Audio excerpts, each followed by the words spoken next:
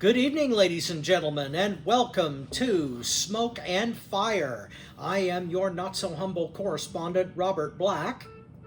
And I am Tony Motown Allen, president of Motown's Wrestling Group. Shout out to everybody in the group. Hope everybody's tuning in and watching this. Yeah, and welcome to the Great Experiment. This is our new show, trying out a new format, doing several different subjects. But since Motown Wrestling Group is primarily a wrestling group, we're going to be discussing a little bit of that, but also we're going to be discussing our smoking and drinking choices per episode. Right now, since last episode, I tried an old-fashioned and it kind of kicked my ass a little bit. Damn good drink. Old-fashioned. The old-fashioned did the smiley wiggle on Rob. Yes. Yes, it definitely did. I mean, I can handle it because, it was Jack Daniels and Angostura and some spice and stuff, but it's a damn good drink. I recommend it, especially if you like smoky drinks. But I'm downgrading a little bit. This is a Michelob Ultra, good alcohol for a good conversation. Nick Ultra as well. Cheers. Wine, women, song, and cigars, just like Motown likes it. The way it used to be and the way you like it. I'm sorry. For me, I'm like Ice Cube. Life ain't nothing but bitches and money.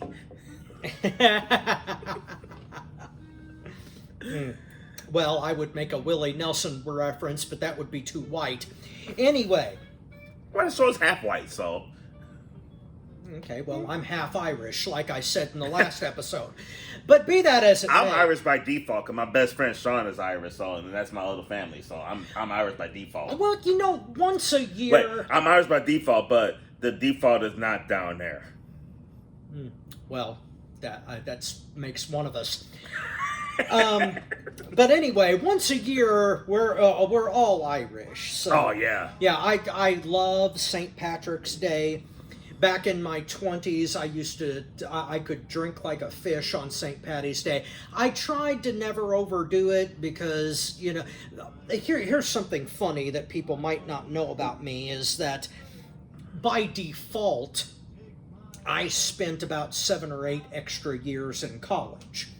Because when I was doing theater on stage, I was a professional actor from the age of 13 to 27, basically. Oh, damn, okay. Yeah.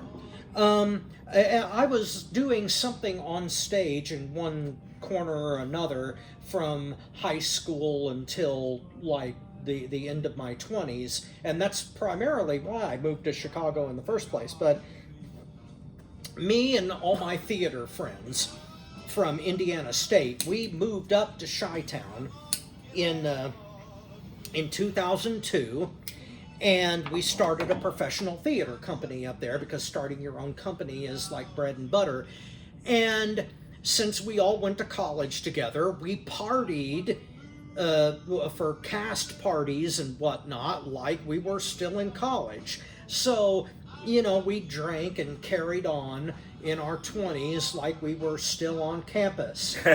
So I got my drink on more than most, but not as much as some. I learned through hard lessons that you got to control and, drink like an adult. So that's what I do now.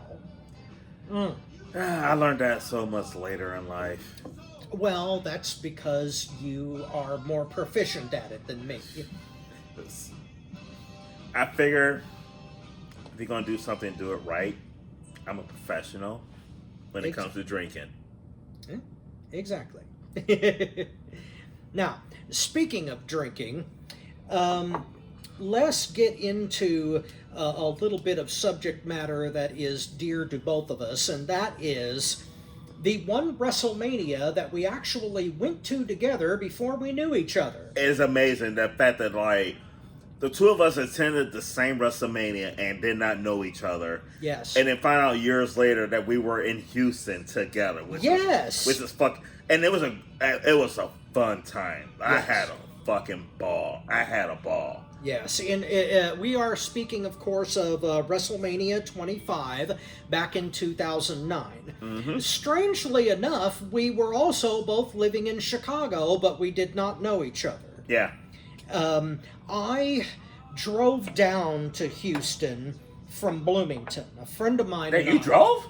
Yeah. Let me. How long was that drive? We're talking in excess of 18 hours. No, okay. This was my plan. Okay, which will to show you how well this worked out. I pussed out. We flew. Well, Me and Cooper flew.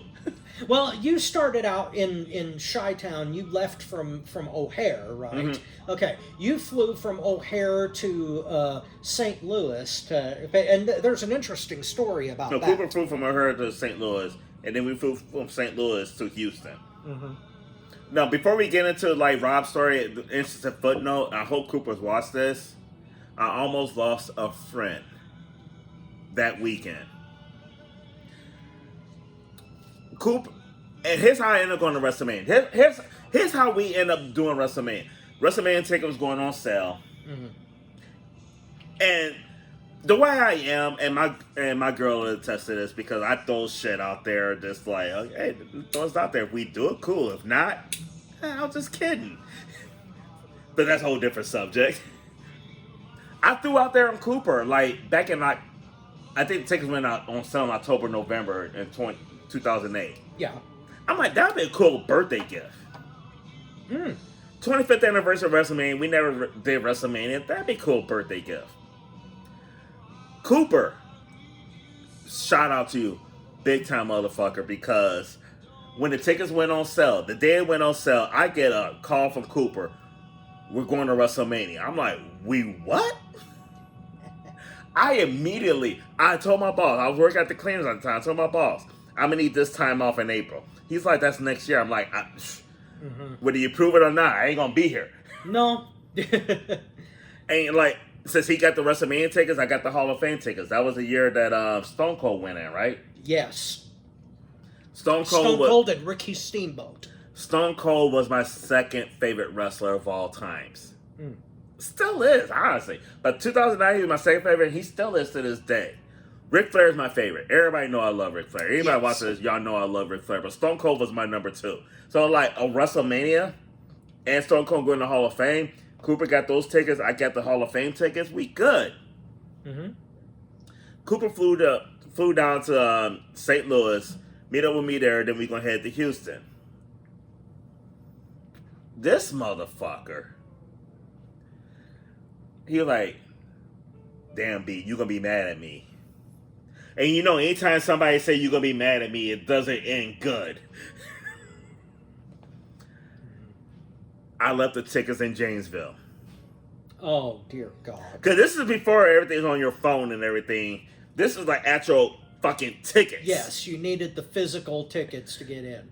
This motherfucker leaves fucking Janesville, Wisconsin, got on an airplane without the one thing that he needed the most.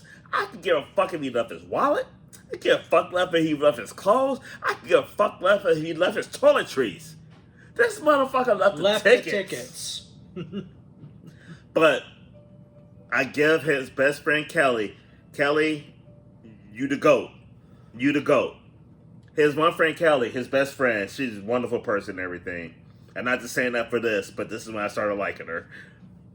Went to his house because she had a spare key to his house because she had an emergency key because he needed something. Got the tickets, overnighted that shit. The tickets were at a hotel in Houston before us. She saved his life.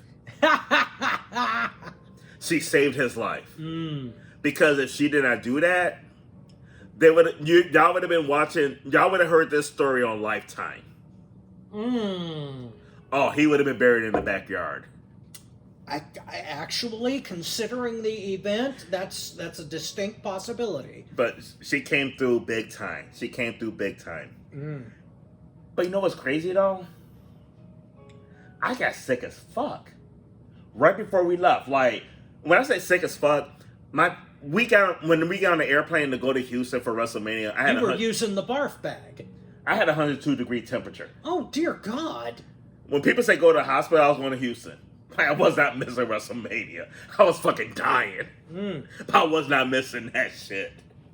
Now, the best planned trip that I have ever done in my life, where hardly anything went wrong, was the trip that I planned in 2009 to go down to Houston for Mania 25. Here's the way this worked out. When the tickets went on sale, there were 4 people that wanted to go with me. Okay. Because my best friend in the world, Mike McDaniel, we've known each other since 5th grade. Another friend of ours who shall remain nameless for legal reasons. And a friend of mine, that's no shit, but that's a I long believe story. you. And one of my best friends in the world that I met in Chicago and did theater with, Ben Powell, who now lives out in California. All 4 of us wanted to go to the 25th anniversary. And the card was so damn good that we just couldn't pass it up. And since me and Mike and this other guy, we went to Mania 22 in Chi-Town in Rosemont. You guys got your tickets, what, like 2 seconds when they went on sale? Yeah. Oh my God. And the reason I know this because WrestleMania in Chicago, Yeah. I was in my fucking office on Ticketmaster, in the queue and everything, and it sold out before I got my ticket. I will do you one better. I had to go down to Empire Records and use their fucking computer and stand in line to get... Because they probably had the priority ones when they had a block of tickets that... I was trying to buy like 7 tickets for people and I could only get 3. And then the whole damn thing shut down it was sold out in minutes. Yes. I was so pissed. But see, back then in 2009, I had already been burned once on the Lord of the Rings marathon. Because when they had the debut of Return of the King, they were going to have an all-day marathon, and I got fucked over because the website crashed, and I couldn't get tickets to that show, and I had to do my own little thing, and I felt fucked over. So anyway, I went down to Empire Records for the WrestleMania tickets because I figured their computer would be faster, and they'd be able to no luck on that shit. So we ended up with only 3 tickets, and I had to take the one with obscured view and sit by myself so that the other guys could have the good view. So wait. You took the bad ticket on tickets you got? Yes. Oh, man. Because I love my friends. Rob's a better friend than me. No, as it turned out... you're a better friend than me. No. As it turned out, the obscure view tickets were better because you remember when at 22 when the streamers came down and catched on fire? Yeah. I was behind that shit. The obscure view was like catty corner to the back of the Titantron. Okay. So I couldn't see any of that shit, but I could see the ring clearly, and when that shit caught on fire, you could see the smoke. So it was a unique experience. But anyway, 3 years later, I wanted to avoid all that shit. Yeah. So I bought the tickets way in advance, and we got 4 of them. And the plan was, me and my friend Ben... I rented the car. Mm-hmm. It was like a 2006 Impala.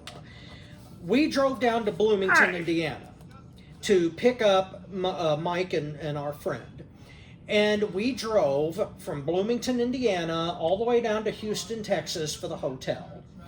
And since it had been so long since I'd been on a road trip, I wanted to like we're doing now, to visit and talk shit for 16 hours on the road, and I did the speed limit all the way down.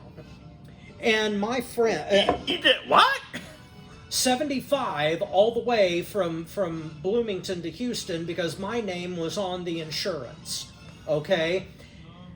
Our other friend who will remain nameless for legal reasons, he wanted to drive so that we could get to Houston in 5 hours and go 120 miles down the fucking highway. Whatever these legal reasons are, we might not discuss on camera, but you have to share that shit with me when we off. Well, it's a short story, but a complicated one. But Okay. anyway, the point is, when we got down to Houston, we did the we did the WrestleMania Access thing. We did that too, yeah. Yeah, we did the Hall of Fame. We did. Oh, hell, we probably saw each other, but didn't know who the hell we were yet. Me and Cooper for the Hall of Fame were dressed up in suits because the Hall of Fame, so we suited up for it. Oh, okay. We were standing in line waiting to get in, and Josh Matthews was with WWE at that time. And Josh Matthews looked at us and was like, "Nice suits, gentlemen. You guys look good." And it was like, we were on 10 on that. Like, shit. Oh. We got a shout out from Josh Matthews standing in line. One of the best experiences we had in that whole trip was the Hall of Fame. That was The Hall of Fame was incredible. that year, hell yes. And now, Austin is your number 2, but for my friend Mike McDaniel, His number Stone one? Cold was number 1 with a bullet. Yeah. I mean, he cried during that ceremony. And he teared up when Austin came out for his introduction during the with the ATV and all that. Yeah. He was just in heaven, and I was just so glad that I could give him that experience because Because back then, I mean, back then, Austin doing the Monday Night Wars, like, I just absolutely love Ric Flair. Yeah. Like, you cannot eclipse him, but Austin was a different beast. He was a different beast. Like, you cannot help but love that fucking man. The only reason he's my number 2 because in ring, he was not as good as Flair. In ring. Depends on where he was wrestling. I'm talking about WWE, and I'm talking about at the Owen Hart. There broke his fucking neck. And he had to tone down on shit and everything. Well, but Austin, Ric Flair gives the best promos. Austin's my number 2 in promos. I got Austin ahead of Rock. The Rock is nursery rhymes, jokes, singing, this and that. Austin is straight up there and talk wrestling. And he make you want to whip somebody's fucking ass. Like, Austin on a promo is kind of like a cross between Dusty Rhodes and Michael Hayes. Yes. Down and dirty, I'm gonna whip your ass kind of promo. And it's funny because like his Austin 316 promo, he asked Michael Hayes what Jake said before, and that's what led to the Austin 316. Yes. You sit there, you dump your Bible, and you say your prayers, and it ain't get you anywhere. Talk about your Psalms, talk about your John 3:16. Austin 3:16 says, I just whipped your ass. Yeah. And my favorite line in that promo, you could go back and give cheap bottle of Thunderbird so you could take back some of that courage you had in your prime. That was like... Yeah. During a... And Jake was one of my favorites. I love Jake. Oh, yeah, I love Jake. Jake, you want to talk about promos. Jake Roberts Jake the Snake could curl your fucking spine without raising his voice. Yes! That promo that he did at WrestleMania 6 against DiBiase, wallowing in the pits of avarice, that was such good shit. And Roberts could scare you. Trust me. Trust me. Just chills. Now, I gotta ask my mom this. I don't know who's her favorite between the two. Because you know she loves Goldberg. Like, Goldberg's her baby. I know. And once again, I apologize for my mistreatment of Goldberg to Mama Motown. But she loved Jake the Snake, too. Oh, my mom did too. The reason being, and it was a simple thing. He was one of the only guys that would like grab the ropes on a rebound to stop an Irish whip. My mom, that always bothered her. She said, why the fuck do they run off the ropes and come back and just grab the fucking rope and stop the momentum? And Jake would do that shit on a house show in MSG during... my mom was one of the best people on earth that I ever knew, and she could cut a promo. She didn't know that's what she was doing, but she could cut a promo. I lost count of the times in my life when my mom would start out a conversation saying, you know, your grandmother is the most ignorant person on the face of the earth. That would start a 2-hour conversation where she would rail. But here's the thing. Was it a conversation or was it a lecture that you just listened to? Yeah. But one of her things was that when we were watching a MSG house show, it was a match against Ron Bass. And Bass shot Jake into the rope, and instead of rebounding back, Jake would grab the rope and he gave him one of these. So, Mom loved that shit because it was logical. And you know what my mom loved about Jake the Snake? And I'm going back to the NWA days. Yeah. When he's part of the Legion of Doom. Uh-huh. Jake would come out and he would slide under the ring like a fucking snake. Yes, that backwards Yes. slide he did. Oh, yeah. And he was with the Road Warriors, the greatest tag team ever. I cannot argue with that. But going back to the Hall of Fame, my God, that was such a great ceremony. And they inducted Steamboat that year, which was my highlight, because Steamboat is like my favorite technical wrestler.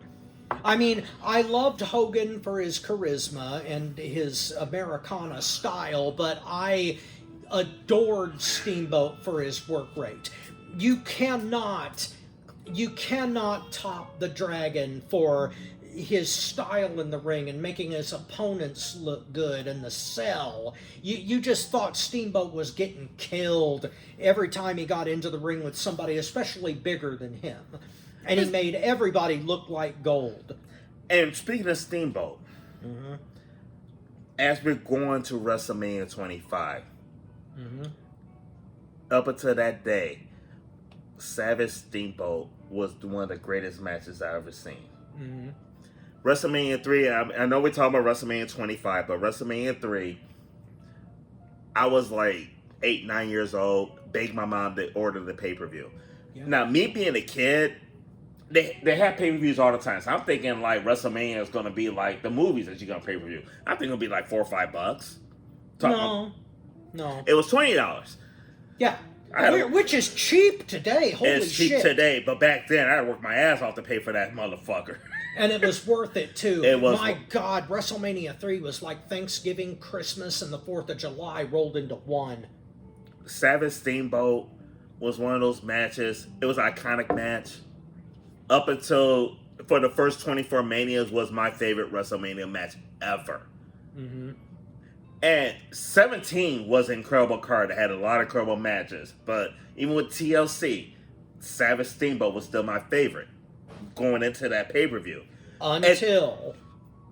But that match, the thing I loved about that match is the fact that Steamboat won, Savage lost in his 1.5-year reign, and Savage still came out big on that. Yeah, he became world champion because of that match. Yes. And because the Honky Tonk Man fucked around and decided Wayne Ferris didn't want to drop the IC title on Saturday night's main event to Savage, and as a consolation prize, Savage got the world title at Mania 4. Thank you, Honky. Yes, thank you, Wayne Ferris. And thank you, Wayne Ferris, for SummerSlam 88, because that gave me one of my favorite memories of my father. And I'm just happy I was able to say thank you, Honky, and not get in trouble. I can't say it. I can't say it. God damn it. Anyway, back to Mania 25. I'm assuming that your mind changed through the Undertaker versus Michaels match. Because we're talking about the experience at WrestleMania, so we're not doing a match review. But my God. Yes. That match, the to see it live. Mm-hmm. And I'll be honest with you, I watched Mania 25 on when I got home and everything. Yeah. To see that shit live from beginning to end, the intros, both of their intros, like The dark energy, yeah. Oh my. Holy shit. And there were moments I thought that Shawn Michaels was going to end the streak. Yes. Yeah, there were legitimate moments, especially when Michaels kicked out of that first tombstone. Yes. And the look on Taker's face, that bewildered, frightened look like he had just been humbled. Holy crap. The only thing that I can compare it to is I'm Sorry, I Love You super kick from the year before. The year before. And that, Oh my God. That whole thing was like a through line for WrestleManias with the streak. It Yes. became its own year-long... It was bigger than the title. It was a culminative storyline that revolved around retirement. Yes. Because the year after that, Michaels was put down, and then years later, I mean, talk about years of how Michaels retired Ric Flair, the greatest of all time. Yep. 2 years before Undertaker retired. Michaels, yeah. And then, not too long after that, like 4 years later, Lesnar retires The Undertaker, technically. He retired the streak. Yeah. Which is a whole nother kettle of bullshit that we'll...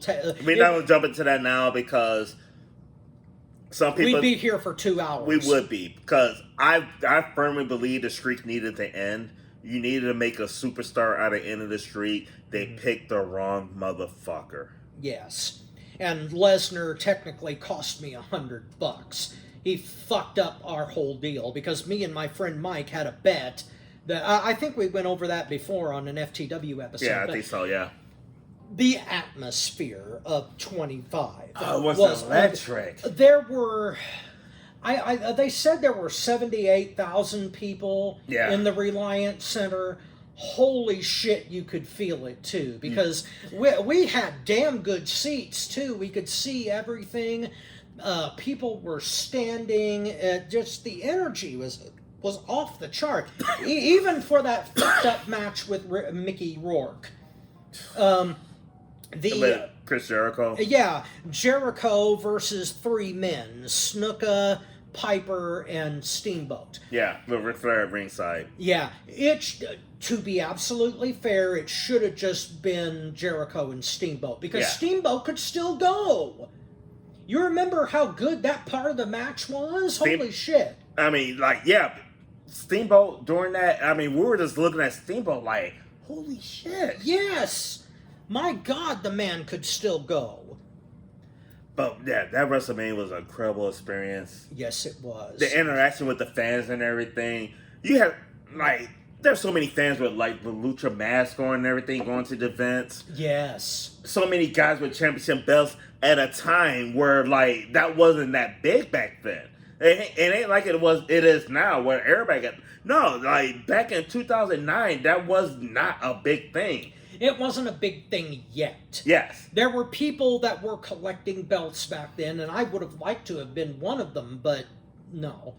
I didn't buy my first replica belt until 2019, when I first went to StarCast 2. Was that the U.S. title? Yeah, that the U.S. title belt, the first time I bought that was at the first StarCast out in Chicago for All In.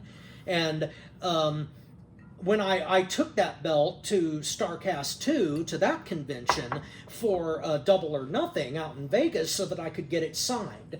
And one of the guys that signed it was Ricky the fucking Dragon. Oh, that's how... Can't ask for anything better than that. No, I got the signature of 3 U.S. champions that day for that convention. Steamboat, Magnum TA, and Greg the Hammer Valentine. Nice. Yes. You only need one more signature, though. I wanted another signature. I wanted Stan Hansen's. Oh, that was the one I was thinking of. Yeah, but see, Hansen was there. Well, I don't know who was there, though. I was thinking for U.S. champions. Uh-huh. Well, Nikita Koloff. Well, see, Nikita wasn't there. Okay. But Like I said, now Stan Hansen was, but I couldn't get his signature because they were doing this pre-signed bullshit to where you couldn't get into somebody's line without a barcode. So that was kind of fucking Stan stupid. Hansen was the man with the fucking lariat. Oh Yes, my god. Stan- I'm gonna need to hit my woman with the lariat later. The lariat. I can't. The lariat. God, how I wish I could say. No. But no, Smoke and Fire is uncensored. That's what this is all about. But anyway, leading into our next little subject here, we were going to talk about the Royal Rumble in Indy. Speaking of live crowds, the Royal Rumble has never been in Indianapolis, First time ever. never been in Lucas Oil, and neither one of us have ever been to a Rumble. And the crazy thing is, like, the Royal Rumble is by far my favorite pay-per-view. I absolutely love the Rumble. WrestleMania is the Super Bowl for wrestling, and Royal Rumble is more like the conference championships to get to the Super Bowl. I would call it the Rose Bowl.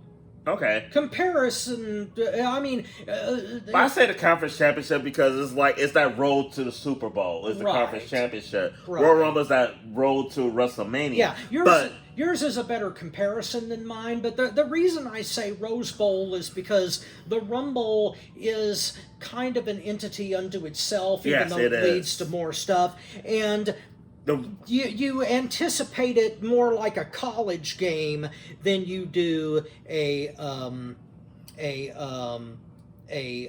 NFL game. How do you work this thing?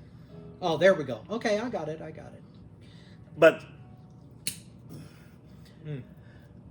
first of all, fuck you, Indianapolis, and fuck you, Lucas Oil, for these outrageous prices that you're charging. Yeah, we discussed that on the last FTW Future Focus. But my whole thing is, it's a live event where I live. I'm gonna bite the bullet and I'm gonna be there. And I'll be honest with you, like, as a wrestling fan, I've been watching wrestling since like the mid '80s. I've been to Great American Bash. I've been to WrestleMania. I've been to the Elimination Chamber. At the Elimination Chamber in St. Louis, me and Cooper went there. We were like 8 or 10 rows from ringside. The best seats I ever had. Disclaimer on that though. Because this is, when Elimination Chamber was there, this was the year after WrestleMania. Yeah. So the Elimination Chamber in St. Louis was a setup for Michael's Taker 2. Yeah.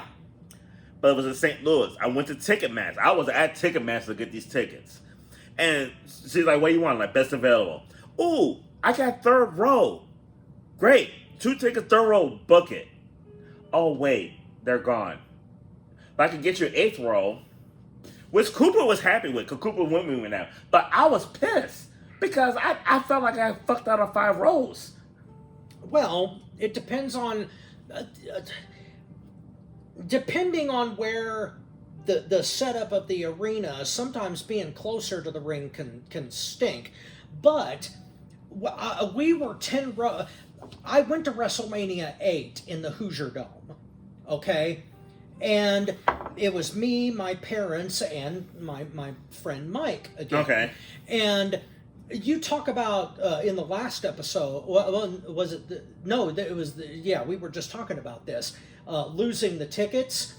My friend Mike had to have his tickets on call that day because he couldn't purchase them in time. Okay. So there was a chance that he wasn't going to be able to get into the Hoosier Dome in order to see this match. Okay. And, oh my God, Mania 8 was one of my favorites because I got all my wishes that day. I wanted to see Hogan win because the only other time I had seen Hogan live was February 5th, 88, and that was the night of the fucking twin referee. You got your win back on that day. You were pissed about getting WrestleMania 3 just to see Andre lose, and my very first live event just happened to be that fucking main event where Hogan lost the title because of the fucking Hefners. Mm. The first time I seen wrestling live, my mom took me to the Rosemont, and we saw and Hogan was in the main event. Of course, he won. But I got to see Macho Man. It was Macho Man versus the great George the Animal Steele. Oh, when he was IC champion. Yeah. Yeah. And then my next wrestling event, my dad actually took me to it though because my mom was like, "You need to take him." The Great American Bash in the UIC Pavilion. Oh man, that was Flair versus Luger. No, the one we went. No, 'cause that's when Great American Bash was the month-long tour though. So it was like, but the Chicago one was honestly Flair versus Road Warrior Hawk. Mm. It was in Chicago. Oh yeah, that's right. I remember that now. It was leading up to like the War Games. That was leading to War Games. So it was like, so you had the whole feud going leading up to that. Yeah, and that was one of the few title matches that one of the Road Warriors had. Yeah, holy shit! I And oh my god, you can only imagine like when they talk about the Road Warrior pop, the pop that Hawk got. Oh god, was insane. See, I never got to go. The only WCW event I ever went to was at the Holman Center in Terre Haute for an episode of Thunder. See, and the crazy thing, I don't think they were WCW then. I think they were still NWA when I went. Yeah, that's right, because it was 87. That Yeah. was before the purchase. It was an incredible time. Oh my god. But WrestleMania though? Yeah, there is nothing like live wrestling. Now, I have never been to a Rumble, but I did go to Survivor Series in 2019. That was the whole Raw versus SmackDown versus NXT. Okay. And that was where the finals of that last match was Reigns versus Keith Lee. And the pop was just extraordinary. Everybody was behind Keith Lee. That was just an amazing experience. The only part of that pissed me off was the Rey Mysterio Brock Lesnar match for obvious reasons. Yeah, that But I digress. Yeah, that pissed me off a lot. But anyway, back to the Rumble. I am very tempted, if it's still possible, to go with you guys, but I am still not quite sure because as much as I like Lucas Oil after going to that Colts game, I am still, because of the prices and because of my problems with WWE at the moment, I am still kind of reluctant. But you're right, the gouging us on those damn prices is just ridiculous, especially since it's been 25, 30 years since they've had a major pay-per-view in Indianapolis. The reason I'm going is because Indianapolis is getting the Royal Rumble. They're getting WrestleMania at one point. They're getting Survivor Series at one point. Mm-hmm. I know I'm not... I've done not Survivor, SummerSlam. I've done SummerSlam in Detroit when I turned 50. That was kind of nice. Me and Bobby at WrestleMania August 5th in Detroit, the day before I turned 50. So my last day in my 40s was in Detroit. And we had a ball in Detroit. I said Rumble is going to be my last WWE pay-per-view that I pay for because it's just too expensive. Yes. I'll go to Detroit again, though. I'll go to Detroit again. Detroit was a great experience. I have only been to Detroit a few times, and it was because a friend of mine went to Wayne State, and he did a set design for Streetcar Named Desire. Are you vaping? He doesn't smoke. Okay. But I don't know, it seems counterproductive to me what WWE does with a lot of their ticket prices, especially in this economy. Here's why I'm going to Rumble. And me and Bobby had this discussion, and he kind of see where I'm coming from. Ticket prices are outrageous for Rumble.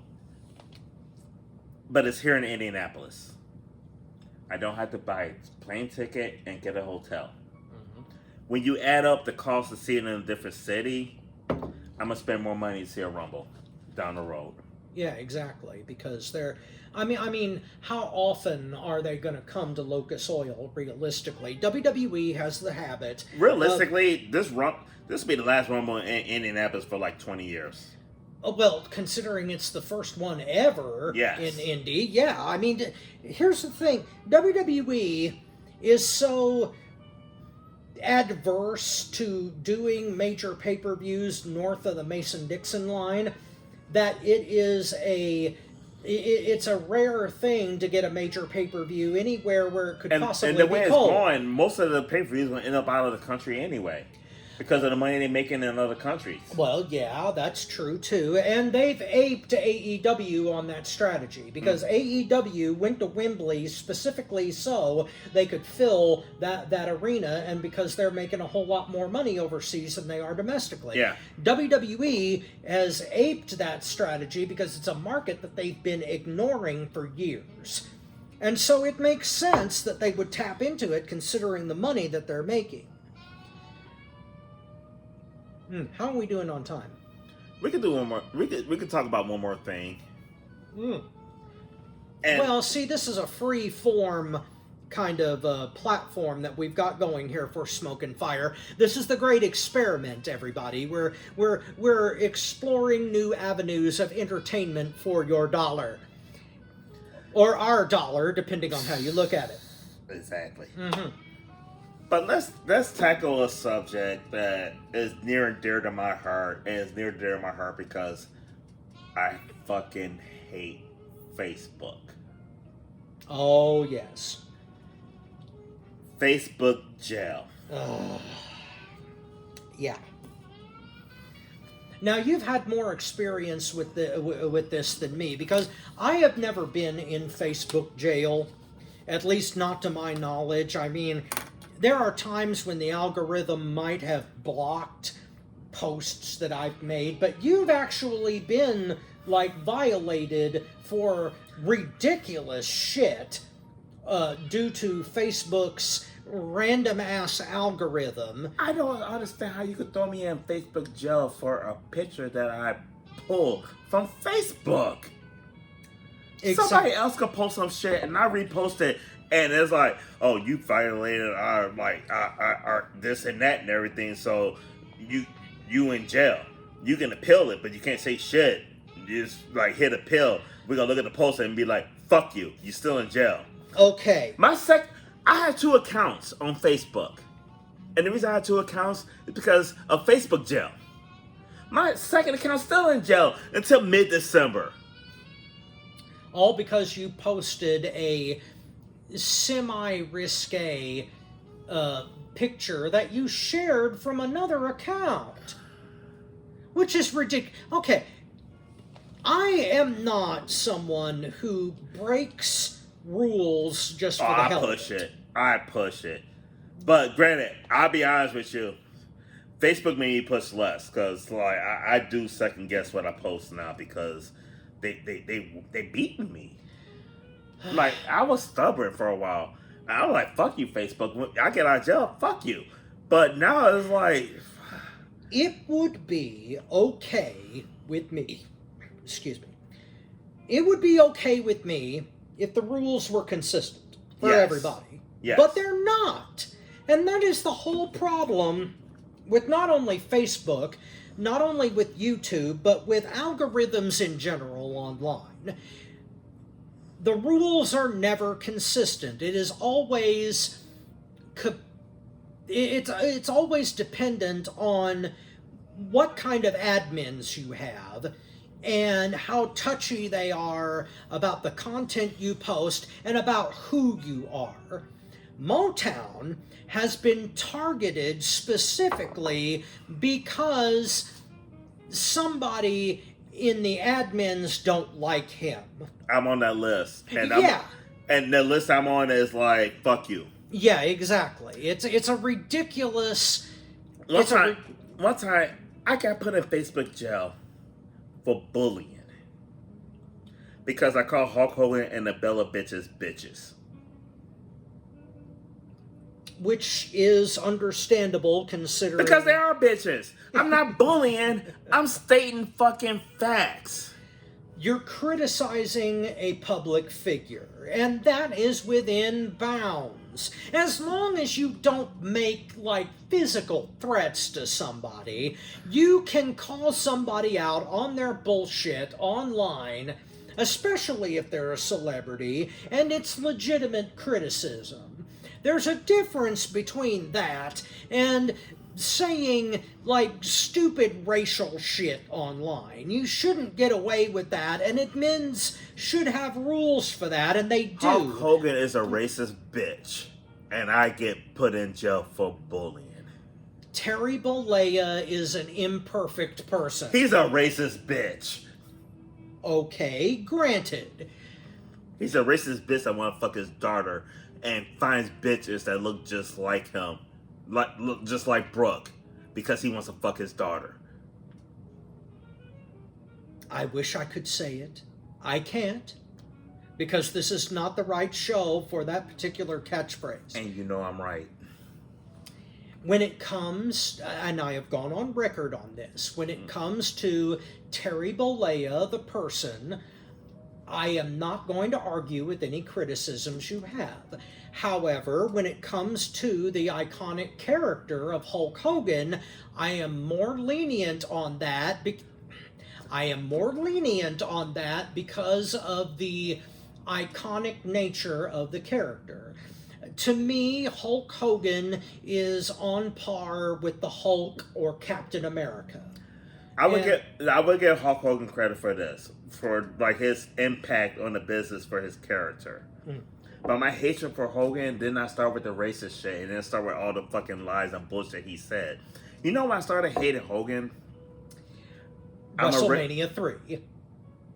I hated him before that. Before that. It intensified after that because I talked my mom into that pay-per-view because I really thought that Andre the Giant was going to beat him. Okay. The problem I have with Hogan is, and it's funny because my problem with Hogan is your problem with WWE over AEW. His wrestling style. Okay. That's what I hate the most about Hulk Hogan. Okay, that's a legitimate thing. Because growing up, I was a Ric Flair fan. 80s, 90s, love Ric Flair. Greatest of all time. And I had a problem with people like saying that he's better than Ric Flair. And that motherfucker had... You talk about John Cena 5 moves of doom. Hogan got to elevate to 5 moves. Okay, I cannot argue Fucking with that. right the back, punch, clothesline, leg drop. Fuck you, Hulk Hogan. Now, here's the thing. Have you ever seen Hogan in a match in Japan? I have. Because that's a different... It is different. That's a different monster altogether. It because is. I give you that. It is. Yeah, It is. the matches that he had with Muda in particular in Japan were a completely different animal. They were. I will give you that. Now, you can make the same argument for Austin, too, like pre-injury, pre-Owen Hart, because... I'll say that in WCCW and WCW... Yeah, the classic that he had with the U.S. title With against Steamboat? Clinic. Absolute clinic. Yeah. Austin could go. Yeah. Even at Mania 13, the I Quit match with he and Bret Hart, Incredible. that was pure NWA. That Yeah. was a damn fine match. Yes.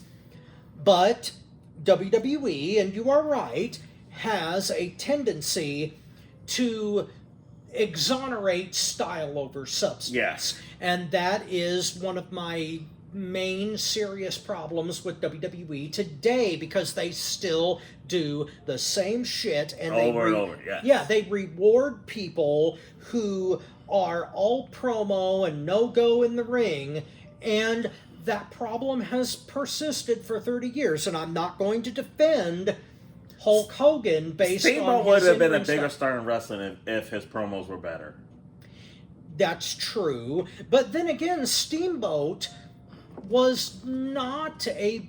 He was never billed as a promo guy. Mm-mm. He was an in-ring technician. That was his job. And he was the chameleon. He was supposed to make the heel look like the biggest thing he could possibly make it. But his role limited him because people don't give him enough credit because he lacked that, in my opinion. Yeah, he was Bryan Danielson before Bryan Danielson. Oh, without a doubt.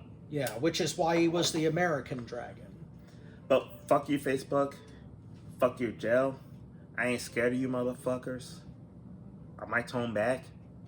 I miss Google Plus. Did you ever have Google Plus? I never had Google Plus, but Google Plus was a phenomenal social media platform. We didn't have to worry about getting thrown in jail for like this or that or whatever. But see, the good thing is there is more freedom out there now. You've got Rumble, you've got Parler. I think that is still a thing now. You've got alternative sites out there that won't penalize you because you're you. Can I have a group in one of those? You can, but they're less popular than Facebook is. Facebook is still a monster in terms of social media, but all of that is changing, and the reason it's changing is because the algorithm is less selective. There are concrete rules, and that's the biggest problem with Facebook, is that the rules are fluid. If you're going to be on a moral high horse when it comes to content, then you need to be specific for everybody. Yes. You can't penalize one group of people for printing or forwarding a picture of a lady in bikinis and then let straight out porn go for somebody else. That is absolutely wrong. That is stupid, and it needs to be consistent and morally weightable. Yes. And on that note, I think we can end this particular episode of Smoke and Fire. Thanks for being with us here. I am your not-so-humble correspondent, Robert Black, on behalf of Tony Motown Allen, the master of wine, women, song, and cigars, here at the Villa Havana here in Plainville, Indiana, for our first few episodes at least of Smoke and Fire. And we will return with the Great Experiment and the women part. Absolutely, our special guest, Isabel. And on that note, we'll end this episode. Please come back, see us for Smoke and Fire. We out.